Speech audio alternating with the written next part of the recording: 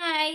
ఈ రోజు మనం నేర్చుకోబోయే స్ట్రక్చర్ ఏంటి అంటే don't mess with plus noun. Don't mess with అంటే పెట్టుకోకు అని, గొడవ పడకు అని.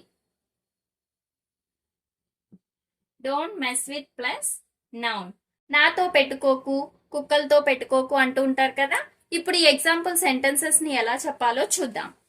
నాతో పెట్టుకోకు. డోంట్ మెస్ విత్ ఫస్ట్ రాయాలి. డోంట్ మెస్ విత్ ప్లస్ నాతో అంటే me. Don't mess with me. కుక్కలతో పెట్టుకోకు. డోంట్ మెస్ విత్, ఇక్కడ నౌన్ ఏంటి? కుక్కలు. Don't mess with dogs. Next third one, పెళ్ళాంతో పెట్టుకోకు. డోంట్ మెస్ విత్, పెళ్ళాం అంటే wife. Don't mess with wife. అమ్మాయిలతో పెట్టుకోకు.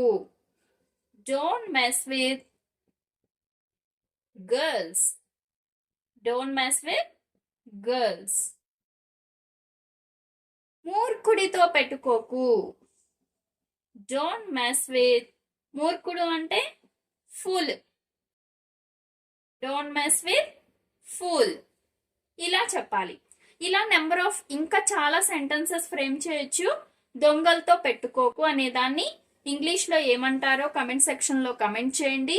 ఇంకా మీకు కావాలంటే మరికొన్ని సెంటెన్సెస్, సింహంతో పెట్టుకోకు, నాలాంటి కుర్రాడితో పెట్టుకోకు, నిప్పుతో పెట్టుకోకు, ఇలా మీరు ఫ్రేమ్ చేసి కమెంట్ సెక్షన్ లో అయినా కమెంట్ చేయండి. వీడియో నచ్చితే ఖచ్చితంగా సబ్స్క్రైబ్ చేసుకోండి, లైక్ చేయండి, షేర్ చేయండి. Thank you.